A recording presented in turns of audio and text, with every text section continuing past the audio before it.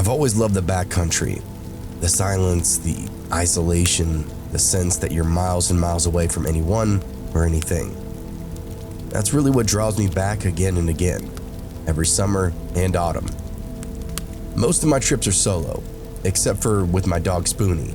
He's a big mutt with sleek black fur, a massive chest, and this funny little white patch on his neck, shaped like a spoon, hence the name Spoonie. We've spent countless nights under the stars together, hiking into places that really felt untouched. Places where you're the only living soul for miles at a time. At least, that's what I always thought. My story takes place around 5 years ago. It was late summer.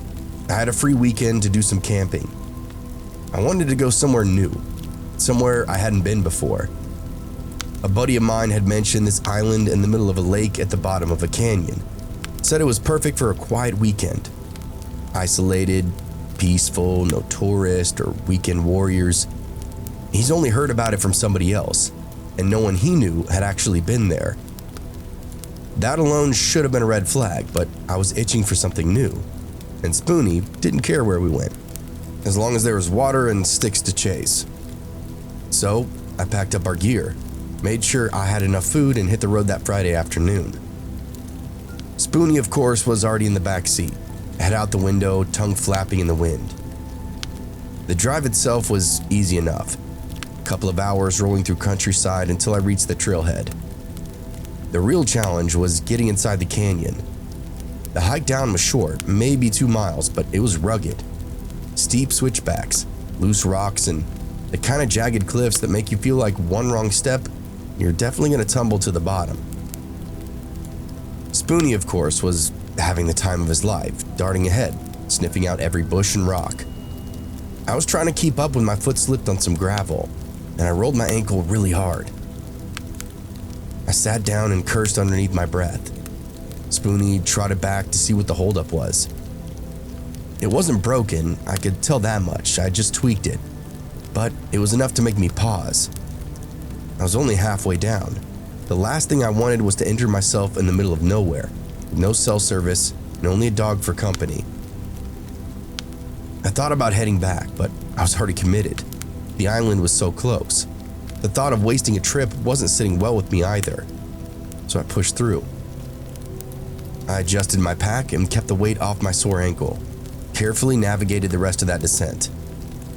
Spoonie darted ahead, completely unbothered by the terrain, while I limped along like an idiot. When I finally reached the canyon floor, the lake was exactly like my buddy had described it, small but deep. The water was black, still as glass, like something out of a painting. Massive fish glided just beneath the surface, their shapes barely visible in the dark water. There was no sounds, no birds, no wind, just the occasional plop of a fish breaking the surface of the water. The place felt ancient, untouched, almost like time had forgotten it. I unpacked my small inflatable raft, the kind that you use for fishing trips, and spent a few minutes pumping it up. Spoonie sat patiently by the shore, watching me like he was supervising the whole process. Once the raft was inflated, I loaded up our gear, and Spoonie hopped inside, taking his usual spot at the front, ears perked and alert. The paddle across that lake was eerie. The water was so deep I couldn't see the bottom, just a dark void beneath us. Occasionally, I would see some bubbles rising to the surface in random spots. I couldn't help but wonder what was down there. It didn't take too long to reach the island, a few hundred feet across the water. As soon as we hit the shore, Spoonie leapt out, sniffing around excitedly. The island was just as promised, secluded, silent, and beautiful. It wasn't huge, but it was big enough for a weekend's worth of exploring, for sure. The trees were tall and thick, the ground covered in soft grass that rolled gently down the water. In the center of the island, there was a small spring, just like my buddy had said. It trickled up from a rock formation, clear and cold, creating a tiny stream that flowed down toward the lake. It was perfect. We set up camp near the shore with a clear view of the lake. I strung up my tarp between 2 trees and laid out my sleeping bag, then set up a small fire pit. Spoonie was running around, chasing sticks and barking at the occasional bird that dared to come too close. Once the tent was set up and the fire was crackling, I took some time to explore the island.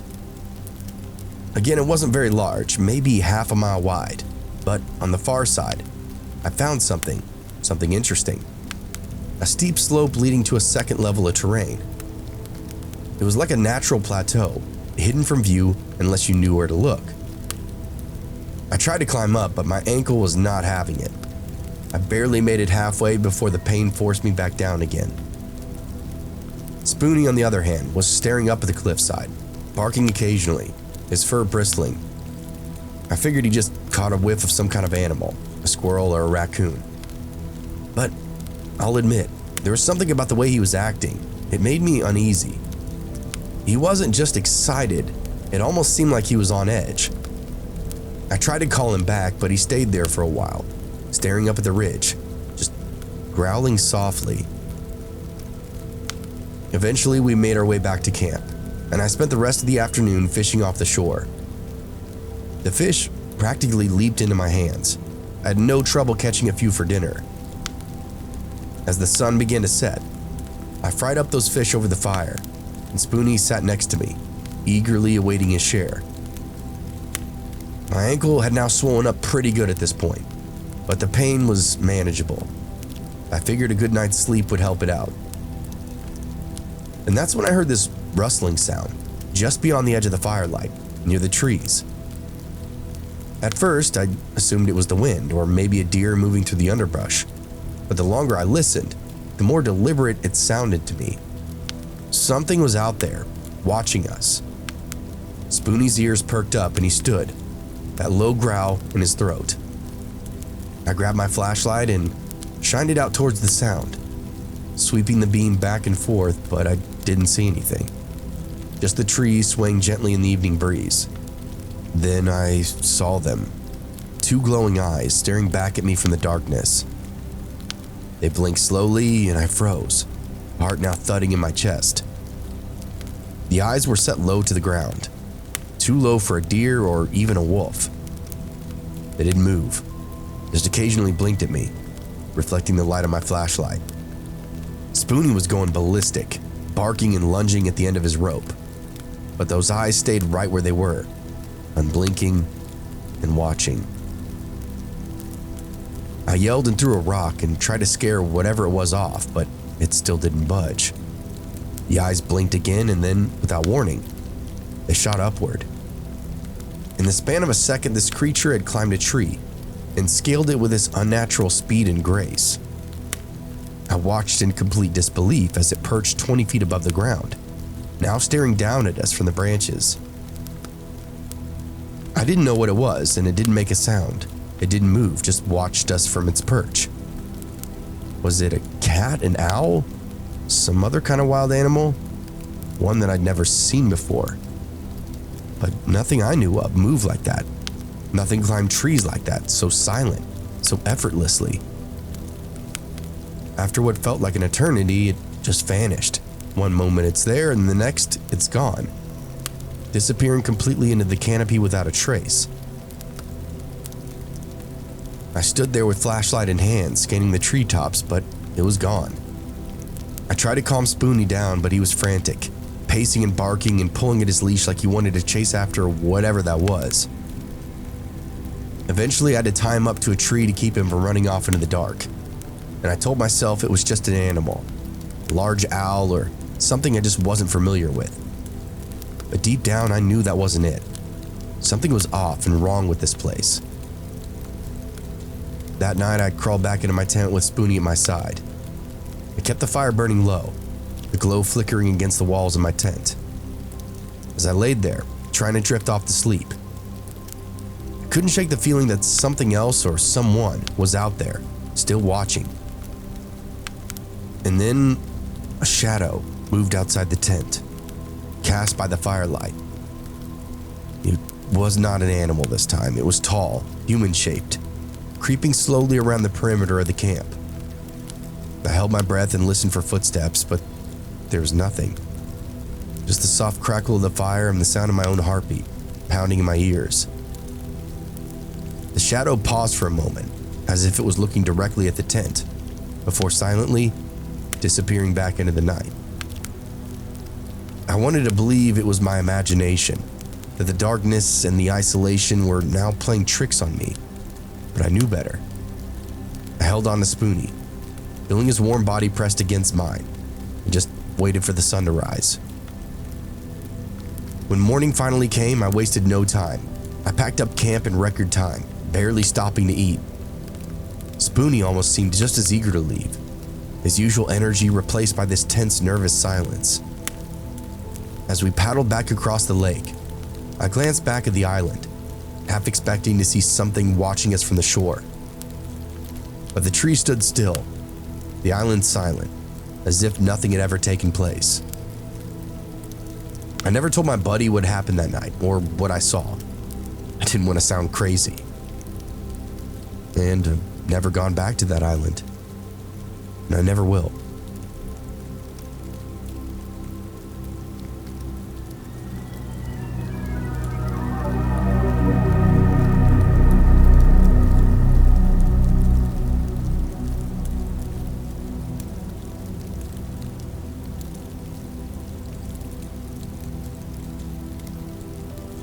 The idea of spending a quiet weekend out in the woods had been gnawing at me for weeks. My work had gotten crazy, and the thought about escaping into the wilderness, away from the constant hum of city life, was really the only thing keeping me sane. It was late summer, just the tail end of August, and I knew the usual camping spots would all be filled up with those weekend warriors. Families, screaming kids, couples trying to rekindle some kind of romance. And of course, the groups of college kids blasting their music, trying to outdo one another with stories about the biggest fish they'd never caught. I wasn't in the mood for any of it. What I really needed was complete isolation, the kind of silence where you could hear the wind brushing through the trees, and the crackle of your campfire was the only soundtrack to your thoughts. That's when I started looking for places off the beaten path. I spent a few days researching online, poring over old maps and blogs written by seasoned hikers. Eventually, I found a spot in the Great Smoky Mountains, one that required a bit of a hike but promised to be complete solitude. The area wasn't really well traveled, and judging by the online reviews, not many people even knew it existed. It's perfect. After work that Friday, I loaded up my truck with all the gear that I'd need: a tent, sleeping bag, my trusty fishing pole, enough food for the weekend. Of course, a couple of good books. It wasn't a long drive, just a few hours from where I lived. But by the time I pulled off the main road and then onto the gravel path that would lead me closer to the trailhead, the sun was already dipping low in the sky, casting a golden hue over the dense forest. I parked, secured my gear, and hoisted my pack up over my shoulders. The trail started innocently enough, this narrow dirt path winding through the trees. Within a mile, it became clear that this area didn't really get visitors hardly ever. The undergrowth was thick, branches and vines crisscrossing the path, and the trail itself had faded into little more than a suggestion. No footprints, no tire tracks from mountain bikes. It was almost as though I was the first person to set foot here in years. For a moment I hesitated. Maybe this wasn't such a good idea, but I shook that thought away. This was what I wanted, complete isolation, right? Besides, I was a few miles in now. The river wasn't far off. I pressed on, the only sound of the rhythmic crunch of my boots against the dirt and the occasional bird call around me. After what felt like a few hours trudging through those thick woods, I finally intersected with the river. Its gentle rush was soothing, the cool air off the water a welcoming relief after that hike. But this really wasn't where I wanted to set up camp yet. I knew from my research that there was a better spot, a couple of miles further upstream. The land formed this natural inlet. It's perfect for a weekend campout. As I prepared to cross that river, something caught my eye though. A small boat, or at least what looked like one, tied to a tree stump on the shore. It wasn't much more than a patchwork of old logs and bits of scrap metal, held together with some kind of rope or twine. It was pretty crude, like some kind of kid might have built it in his backyard fort. I stared at it for a moment, trying to imagine who might have made it. But the more I looked, the more uneasy I felt. It was definitely out of place and strange, but not enough to send me packing. It was probably just some Boy Scouts troop long-forgotten project, I reasoned with myself. And with that thought, I pressed on. After another hour of hiking, I finally reached my campsite. It was everything I'd hoped for, a flat spot right along that riverbank, with just enough open space for a fire pit and plenty of trees around me to string up my hammock. The sun was now getting really low, but I still had just enough daylight to set up camp and get a fire going. I spent that afternoon fishing, catching enough to cook over the fire for dinner, then took a short hike to explore the area. The views around me were stunning, rolling hills and towering trees as far as the eye could see. Up above, and near the summit of one of the larger hills, I thought I spotted the mouth of a cave, just barely visible between the jagged rocks. I made a mental note to check it out tomorrow. For now, all I wanted to do was sit by the fire, enjoy my meal, and let that peacefulness of the woods settle in around me. But as the night fell, those woods, they changed. It's funny how the dark can shift the way you see things. The forest, which had felt serene and inviting during the day, was now looming in around me, the trees towering like these silent sentinels. The fire was my only source of light, its flickering glow barely cutting through the oppressive blackness. The mountain and thick canopy of trees above me blotted out any stars and moon, leaving me in what felt like a bottomless pit of darkness. Even the river, which had sparkled in the afternoon sun, seemed to have now lost its shimmer, the water now absorbing whatever light dared reach its surface. I sat by the fire for hours, adding on logs to keep it blazing, unwilling to let it die out. The silence was too complete, too heavy, like the world had been swallowed up by the night. Eventually, though, the fatigue of the day had finally caught up with me. I strung up my hammock just a few feet from the fire, convinced that being up off the ground would keep me safe from any wandering animals. Besides, I had my knife, and to my knowledge there was no bears in this area, or at least none that I'd ever heard of. I dozed off, the warmth of the fire still glowing in the distance.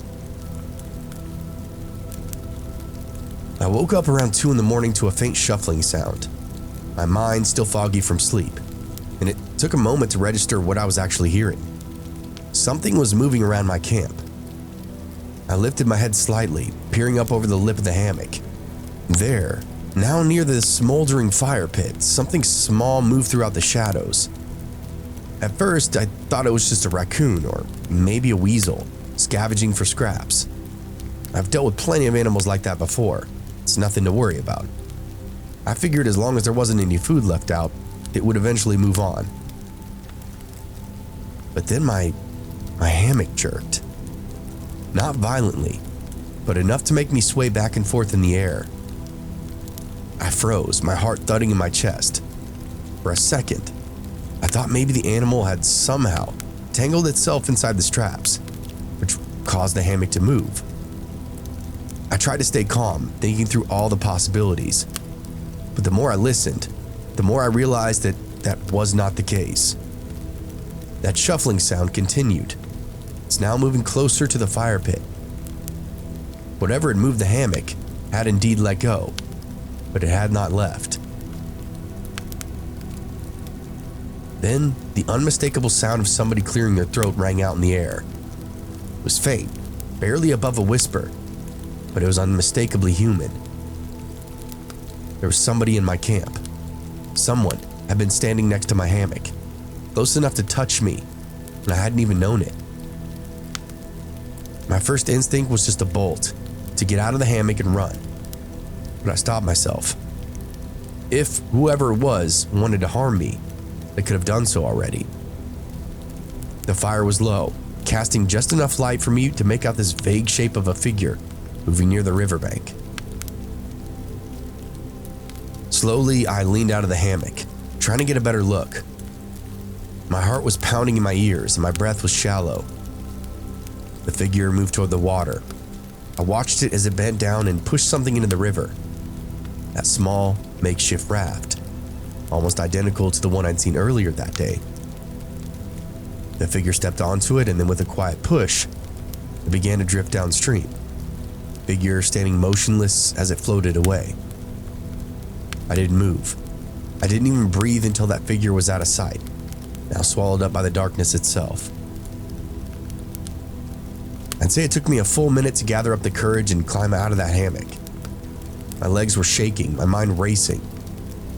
I grabbed my flashlight and clicked it on, the beam slicing through the night like a lifeline. I swept the light over the camp, and that's when I saw them. Bare footprints, clear as day, leading from the river to my hammock and then back again.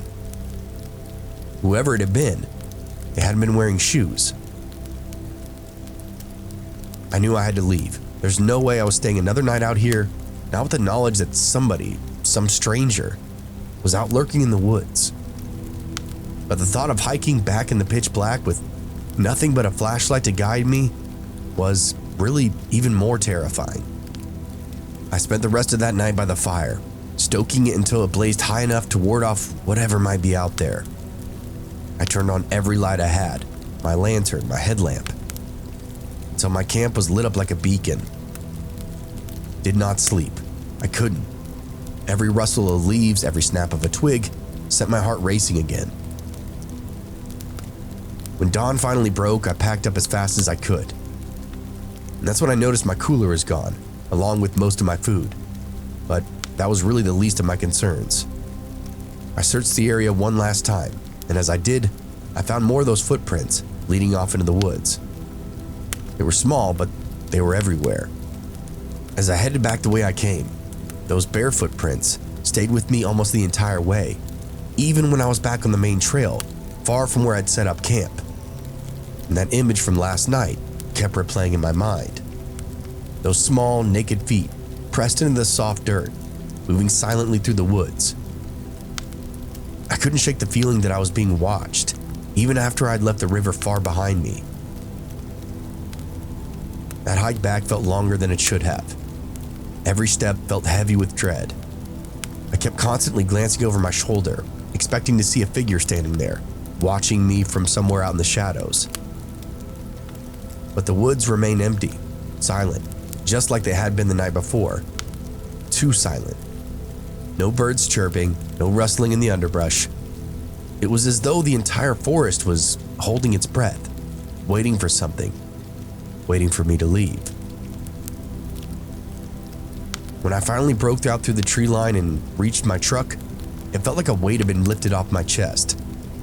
I threw my gear into the back, not caring how haphazardly it was packed, and just immediately jumped into the driver's seat.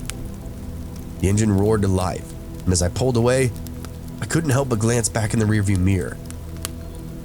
The woods stood there, tall and dark, like a wall of shadows that was leaving behind. As much as I tried to convince myself that I was out, and I was safe, that lingering feeling would not leave me alone. The drive back home was a complete blur. My mind raced with questions that had no answers. Who was it that had been in my camp? Why hadn't they spoken or even made themselves known? What was the point of pulling on my hammock, of creeping around my campsite in the dead of night?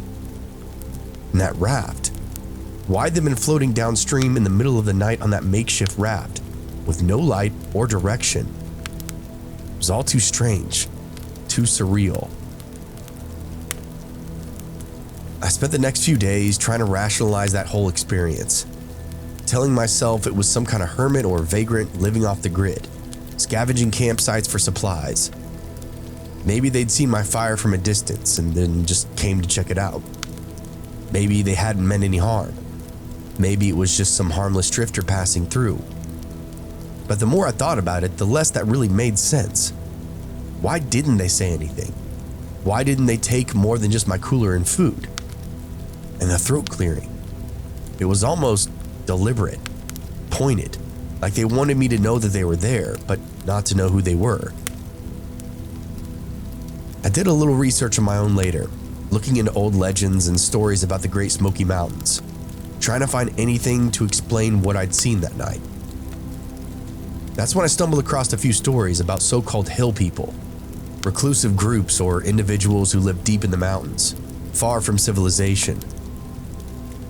Some of the stories were old, passed down through generations, tales of mountain men who avoided society, living off the land in near total isolation. Others were more recent, reports of strange encounters, missing hikers, sightings of figures in the woods that vanished as quickly as they appeared. It was all folklore, of course, local legends meant to spook tourists and explain away the occasional unexplained disappearance. But after what I experienced, I wasn't so quick to dismiss them. I thought of people, if you could even call them that, living out there, deep in the wilderness, unseen and unknown. Maybe that is what I had ran into. Maybe they weren't just stories after all. I haven't gone back to that part of the Smokies since. In fact, I avoided deep wilderness camping altogether. The now idea of venturing that far from civilization, of being that isolated again, just doesn't hold that same appeal. I still love the outdoors, but I now stick to the more popular trails, those well-traveled campsites where you can hear the distant hum of cars or even the chatter of other campers. It's definitely not as peaceful, but at least I know I'm not alone.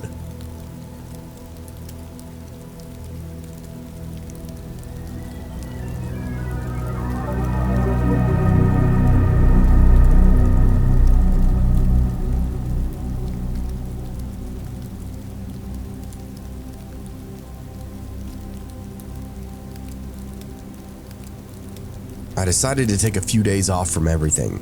Work, life, people, just take a breath for a while. There's this spot that I love near the river, a little piece of heaven hidden away from the crowds. And I knew it would be perfect for what I needed. Solitude, peace, and quiet. Midweek was the perfect time. No tourists, no weekenders, just me and the woods.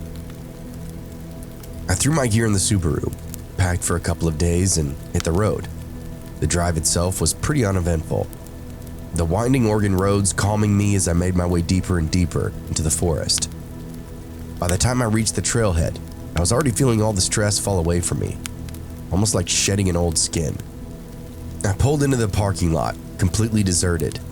Exactly what I was hoping for. Picked out a nice secluded campsite not far from the river.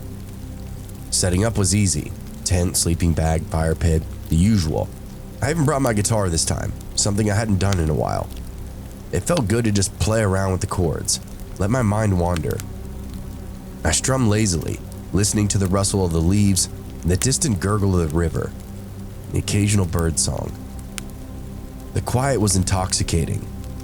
A few times though I heard what sounded like clapping, faint but far off in the trees. It was probably just an echo from something deeper in the woods, I told myself. People hike out here sometimes, but not today. At least, I didn't see anybody. As night fell, the forest closed in around me. A thick black wall of trees and shadows. Fire crackled as I grilled up some sausages, the flames throwing flickering lights onto the trees. I kept hearing that clapping again. It was faint but persistent, like somebody mocking the silence with their own distant applause. It was spoiling the mood a little bit for me, but I guess not enough to worry me, not yet at least. I brushed it off as the wind or the wildlife, and let the exhaustion of the day just take me over completely. I slept like a rock, until the morning brought a gut-wrenching discovery. I stepped out of the tent, stretching and getting ready for some coffee and breakfast, when I noticed the door of my car was now wide open. My heart dropped. I knew I didn't leave it like that. I always lock it, especially when camping alone. I walked over and checked the interior. Nothing seemed out of place and nothing was missing, but the feeling of violation was unmistakable, and it made my skin crawl. I just shook off the unease and shut the door, and made for sure that it was locked this time. Then just tried to get on with my day. Breakfast and some cleanup around camp. Then I packed a bag for a day hike. There's a beautiful trail that runs along the ridge, offering up views of the river and the surrounding mountains. I was determined to enjoy it. As I made my way through the trees, that usual calm of the forest started to settle back in. I'd say after a mile in, I started hearing this strange distant whistling though. It was faint, like the clapping, barely audible over the sound of the wind in the trees. There's something eerie about it, like somebody was trying to get my attention from really far away. I stopped a few times and scanned the woods, expecting to see a hiker or maybe some kids just messing around. But I didn't see anybody. Just the trees, thick and still. That faint whistling of the breeze. It made my stomach turn in a way that I couldn't really shake. Eventually, I shrugged it off and just kept walking. I wasn't going to let some random noise ruin this for me. By the time I got back to camp, it was late afternoon, and the light was beginning to fade. And there it was again, my car door, wide open. This time though, things had been moved around. Some of my stuff in the back seat had been rifled through, and I noticed a few small items, a book and my flashlight, had been tossed onto the ground outside. My heart pounded into my chest, that sickening realization now dawning on me. Somebody had definitely been here this time, and I had no idea when or how close they got to me. I felt a rising sense of panic, but it was too late in the day to pack up and leave. I would have to stick it out till morning. I built up a big fire, much larger than I normally would, kept close on those woods around me. Nothing moved, but the feeling that somebody was nearby, watching, never left. It was uneasy, almost this suffocating sensation, the kind you feel when you're not alone, but you really can't see who's there. I stayed up late until my eyes could barely stay open. I finally forced myself to just head to bed, hoping for the best. The next morning, the air was crisp and the sky was clear. My car door, blessedly, was still shut this time. I took it as a sign that things would go smoothly from here on out. I brewed my coffee and made some breakfast, then grabbed my swimsuit and a towel. It was time for a swim and maybe soak in the nearby hot springs. The swimming hole was only a short hike from my camp, and as I made my way down, I saw a couple leaving the area. They waved and I waved back, grateful for the brief human contact. Now the swimming hole was all mine, the water crystal clear, the sunlight filtering through the trees in golden rays. The sound of that river was just extremely soothing. I found a flat rock to spread my towel and book on, and after dipping my toes in, I couldn't resist the pull of the cool water. I jumped in, the shock of cold invigorating, and for the next hour, I lost myself in the current, swimming lazily from one end of the pool to the other, floating on my back and just staring up at the sky. Just as I was about to take another lap, I saw him. At first, he was just a figure on the trail, a shape moving throughout the trees. But as he got closer, more details emerged. The man was dressed in these old, worn-out clothes, nothing that looked suited for hiking or camping alike. His boots were scuffed and caked with mud, and his shirt hung off of him like a rag. But the clothes isn't what unsettled me. It was his skin. His body was entirely covered in these horrific burns or scars, red and shiny like melted wax. His face, what little I could make out from the distance, was a mess of craters and warped flesh. His eyes, two dark pits, just staring straight at me. His lips were non-existent, leaving his teeth exposed in this permanent grimace. I tried to act casual, but my heart was racing. I called out a nervous hello, to which I got no response. He just walked to the edge of the water, sat down by a rock, and stared at me. I tried again, asking if he was camping nearby. This time he shook his head, but still didn't say anything. My mind was racing. I'm trying to figure out what to do. I'm alone, far from camp, and this man, or this thing, was just sitting there, watching me. The way his eyes followed me and my every movement just made my skin crawl. I decided it was time to leave, and fast at that. I started swimming towards the shore, toward my pile of clothes and gear, but before I could get down there, he stood up and walked over to my things. never saying a word, just crouched down and started going through my stuff. Scarred fingers flipping through my book, picking up my towel, even rifling through my clothes. I wanted to scream out, but my throat was tight with fear. I managed to call out, asking him to stop, but he still ignored me.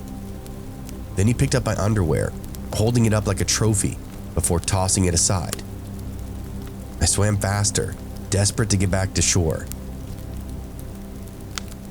He picked up my book again, this time holding it up to me, scarred face twisting into something that might have been considered a smile. "I have this," he rasped, his voice rough like gravel. I didn't care about the book, I just wanted him to go. "Sure," I said. "Take it, it's a good one." Now I was trying to sell this guy on stealing my stuff. True desperation in the moment. He nodded, tucked the book into his trousers, and then, without another word, turned and disappeared back into the trees.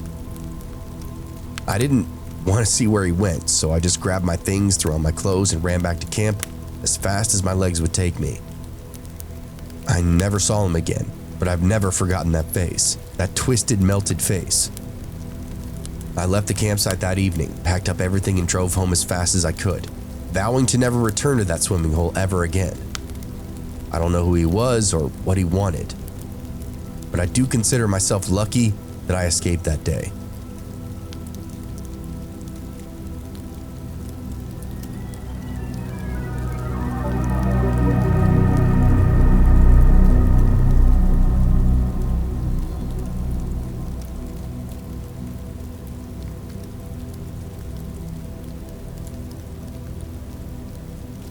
I remember that summer night like it was yesterday. It was definitely one of the moments in life that changes you, makes you see the world just a little bit differently. I must have been, 15? Yeah, right about there. It was the summer before my sophomore year. The long, slow days when everything felt like it was dragging on forever and ever. The heat baked the grass behind the house. The woods stood tall and dark, just beyond the clearing where our backyard ended. Those woods had always been there, silent and almost a little intimidating, but they were familiar. We had hiked through them plenty of times. My dad used to take me out on those trails, telling me stories about the old days, when his father made him spend a night alone in those very woods. It's a rite of passage, he called it, and I'd always known my turn was coming, but that didn't mean I was excited about it. "Time to become a man, son," my dad had said, a grin splitting his face as he packed up a few essentials into my bag. "Just you, the woods tonight. You'll be fine." I didn't feel fine though. I was about to back down. After all, he did it, and his fathers before him. It was tradition, and traditions mattered in our family. So there I was, standing on the back porch with my bag slung over one shoulder and my heart hammering in my chest, staring out at the woods that suddenly seemed a lot darker and a lot deeper than they ever had before. My mom, always the worrier, gave me a kiss on the forehead and whispered something about being careful. Then my dad gave me a firm clap on the back. Don't let those coyotes get you," he joked, though there was a glint in his eyes that almost felt like he was at least half serious. The trail that led down into the canyon behind the house wasn't really that far. I'd been down it 100 times, but this time going alone, it felt very different, very unfamiliar. The air was thick and now heavier. There wasn't much light left, only enough to see by. The trees on the other side of the path loomed over me, their branches reaching out like these bony fingers. I had a flashlight, but I didn't want to use it yet. No sense in wasting batteries before I even got to camp. Besides, the fading sun still lit the way, casting long shadows that flickered as I walked. The campsite was only a mile in, nestled by a creek at the bottom of the canyon. Our family still used it sometimes, and it wasn't far enough that I could make a run for it if I needed to get home quickly. But the isolation was very real. When you're down there, surrounded by nothing but trees and the sound of that creek, it felt like the rest of the world had melted away. And tonight, it would just be me, alone. The hike really wasn't that bad. I even saw a couple of deer in the distance, and even watched a hawk circle overhead. Normal stuff, and it helped calm my nerves a bit. Even when I stumbled on a rock and nearly twisted my ankle. And I kept moving, kept my eyes forward. Because looking back felt like I was admitting that just maybe, I wasn't ready for this. I reached the campsite just as the sun dipped below the horizon, painting the sky in hues of purple and orange. The clearing was just as I remembered it, quiet and still, the fire pit in the middle ringed by stones. I set my pack down and got to work gathering some wood for a fire. Soon enough, I had this small blaze going. The warmth was comforting, and the crackling sound helped break the eerie silence of the woods around me. Dinner that night was simple, beans and hot dogs, cooked over the flames. I really wasn't that hungry, but I forced myself to eat, trying to ignore the growing unease in the pit of my stomach. Those woods around me were quiet now, just too quiet. No birds, no rustling leaves, just the fire, and me. Then out of nowhere, I heard a twig snapping somewhere off in the distance, the sound echoing throughout the trees. I froze. The half-eaten hot dog slipped from my hand. My eyes darted toward the darkness, but I couldn't see anything beyond the ring of light from the fire. Another snap. Closer this time. My heart raced, pounding so hard I could hear my ears. And then they appeared. Two figures walking slowly through the trees, just at the edge of my vision. They didn't have any flashlights or gear. Nothing to suggest that they were fellow campers. Just two people, a man and a woman, moving silently through the underbrush. I couldn't see their faces clearly, but I caught the glint of the man's eyes in the firelight. He turned toward me and raised a finger to his lips, in a slow, deliberate gesture. Shh. I couldn't move. I couldn't speak. I was paralyzed, watching as they disappeared into the trees just as quickly as they appeared. My throat was dry and my hands shook as I grabbed for the flashlight beside me, fumbling with the switch until the beam of light pierced out into the darkness. But I saw nothing, just the trees swaying gently in the breeze. I should have packed up then and headed home, but I didn't. I couldn't. Pride kept me rooted to that spot, even as every instinct in my body screamed at me to run. Run now. An hour passed, maybe two. I sat by the fire, staring deeply into the flames, trying to convince myself that what I seen earlier was not real. My mind was playing tricks on me. But as I was thinking that, another thought crossed my mind, that those figures were still out there, just beyond the light, waiting, watching. It was late when I finally decided to turn in. I crawled into my sleeping bag inside the tent, leaving the fire burning low outside. The warmth was comforting, and exhaustion from the day's hike started to pull in around me. My eyelids grew heavy, and for a moment, I thought I might actually fall asleep. Then that's when I saw a shadow cast against the wall of the tent, moving slowly throughout my campsite. My breath hitched in my throat as I watched that dark shape glide past me, tall and human-like, just on the other side of that thin nylon fabric. I held my breath, praying that whoever it was wouldn't come any closer. They'd just keep moving. But the shadow stopped, right next to the tent. I reached for the flashlight, hand trembling, and clicked it on. The beam of light sliced through the darkness, and I scrambled to unzip the tent, throwing my flap open, ready to confront whoever or whatever was outside. And that's when I saw him. My dad, crouched in the bush, grinning like a madman. "Gotcha," he whispered. Relief washed over me so hard that I almost collapsed. I couldn't believe it. He snuck out here, just like his father had done to him, just like the stories he told me before. Part of the tradition, he'd said. A rite of passage, sure, but also a father's prank, meant to test my nerves.